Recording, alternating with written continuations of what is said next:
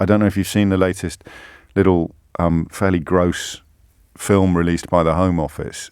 A lot of the problems that are on the horizon, whether they're caused by coronavirus, whether they're caused by Brexit, or whether they're caused by catastrophic political leadership at the moment, they're going to get worse unless we start, unless we stop fighting about stupid stuff.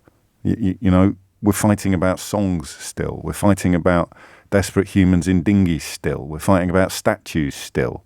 We're fighting about grossly inappropriate appointments to the House of Lords. It's tempting sometimes to think that the government very, very deliberately keeps these flames burning, because when the flames go out, then the focus shifts inexorably and completely to their chaotic handling of coronavirus and their responsibility for making us the first country in the history of the world to impose economic sanctions on itself. That's why I get slightly scared when I see stuff like the Home Office's film today about refugees, describing lawyers as activists.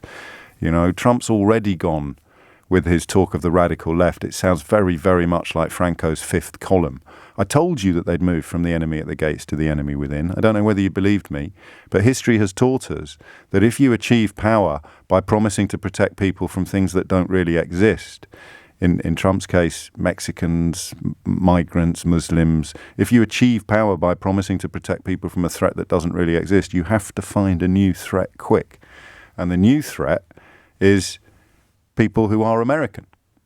Just as in this country, there is a sense that a lot of government policy is designed to upset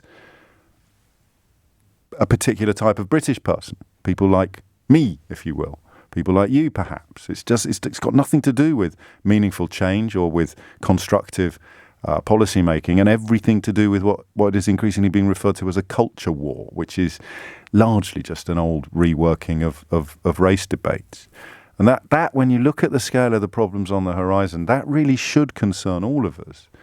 And yet, here we are this week, how much newsprint has been dedicated to Land of Hope and Glory versus a woman who starved to death after being deprived of her right to work in Glasgow.